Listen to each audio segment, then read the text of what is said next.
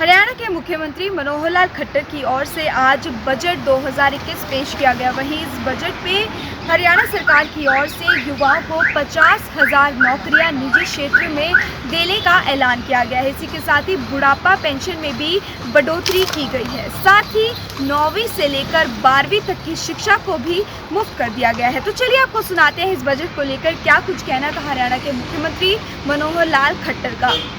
हर खेत किसान के नाते जो चीज़ें हमने की हैं कि पहले तो एक गांव में सैंपल कुछ थोड़े स्थानों का लिया जाता था, जो सॉयल हेल्थ कार्ड का बड़े बड़े चंक का। अब हर खेत का सैंपल उसकी टेस्टिंग करा करके मेरी फसल मेरा ब्यौरा में जोड़ा जाएगा। उस टेस्टिंग के लिए लैब्स तो बनेंगी ही, साथ में स्कूल और कॉलेज जहाँ साइंस के विद्यार्थी हैं वहाँ भी हर जगह लैब होगी, मिनी लैब, और जिसमें आवश्यक टेस्ट जितना मिट्टी का है हर एकड़ का वो उसका लिया जाएगा और मेरी फसल मेरा ब्यौरा में डाला जाएगा। वैज्ञानिक जो है उसमें अनुशंसा करेंगे, रिकमेंड करेंगे कि इस खेत में ये चीज़ें बोने से लाभ होगा। फिर किसान उन्हीं में से कोई बोए, प्रायोरिटी वाइज होंगी, उन्हीं में से किसान किसी चीज़ की फसल बोता है तो उसको लाभ ज़्यादा होगा, ये एक उनको सहूलत देंगे। इसी के अंदर अर्न वाइल यू लर्न का मतलब उन विद्यार्थी जो कॉलेज में पढ़ते हैं, स्कूल में पढ़ते हैं, साइंस के विद्यार्थी, तो उनको साथ में कुछ का हर एक टेस्ट का एक पैसा भी उनको मिलेगा, वो भी उनका लाभ हो जाएगा। FPOs, फार्मर्स प्रोड्यूसर्स ऑर्गेनाइजेशंस 500 बनाने का पहला लक्ष्य था, अब और 500 बढ़ाएंगे तो 1000 अब 31 मार्च तक होंगी। कंप्रेस्ड बायोगैस सेंटर्स और कंप्रेस्ड बायोमास प्लांट, ताकि पराली वाली जो समस्या है उसको हम कैसे ख़त्म कर सकें, उसका ईंधन उसमें काम आएगा। तो ये भी हम हमारा पेट्रोलियम डिपार्टमेंट केंद्र से बात करके हम करेंगे। जैविक खेती और जीरो बजट खेती, प्राकृतिक खेती, इस ओर हालांकि पिछले साल की हमारी योजना थी, लेकिन कोविड के कारण से जो उसका विस्तार में करना था वो नहीं कर पाए, एक सेमिनार होकर रह गया। उसके बाद 6-7 बड़े कार्यक्रम ट्रेनिंग के करने थे, वो नहीं हुए। अब उसको वहीं से लागू करेंगे और इस वर्ष 3 लाख एकड़ ये हमने टारगेट उसका रखा है।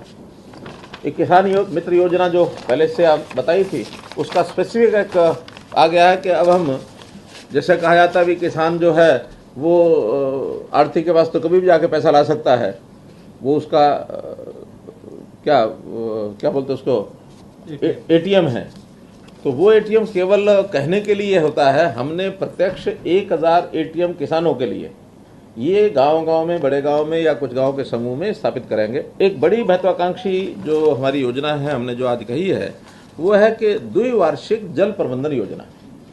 यानी जल जो है ये एक बहुत हमारे लिए एक ऐसी संपत्ति है कि इसको हमको हर दृष्टि से each drop to be preserved. अगर हमें भगवान ने एक बूंद भी दी तो वेस्ट ना चली जाए, वो हम अपने पास रखें। हमारे पास रिजर्वायर जो है, बहुत बड़ा रिजर्वायर है पानी को रखने का, और वो है अर्थ, जमीन। कि हम उस पानी को जमीन के अंदर भी रिचार्जिंग ज़्यादा हो, पानी कम से कम निकाला जाए, इसके लिए तालाब अथॉरिटी हमने बनाई है, वाटर अथॉरिटी हमने बनाई है। जो नए डैम जितने उत्तराखंड और हिमाचल के वहाँ से पहाड़ों से उतरने वाले हैं, उनकी योजनाएं बन गई हैं। SYL पर भी हम काम कर रहे हैं।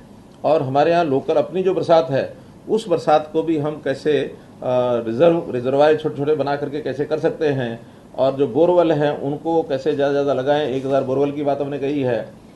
धान की जो बात कही है कि पिछले साल 97,000 एकड़ धान लोगों ने कम लगाया, मैं उनकी बधाई देता हूँ, सराहना करता हूँ। अगले साल का 2 लाख एकड़ का हमने टारगेट रखा है। हर एक जिला केंद्र पर जहाँ 100 बेड का अस्पताल है उसको एकदम 200 करेंगे।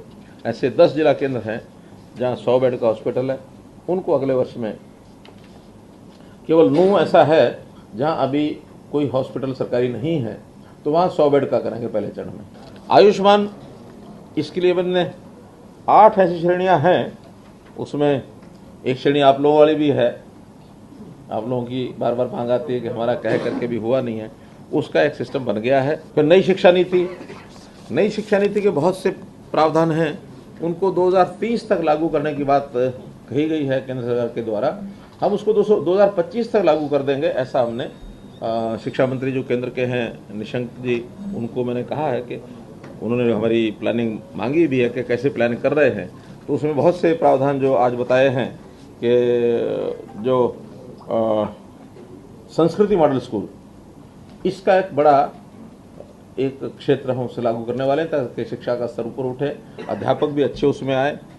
उसमें गरीब विद्यार्थियों को मुफ्त शिक्षा देंगे और जो पे कर सकते हैं वो उसके हिसाब से उसकी योजना सब बनाएंगे। और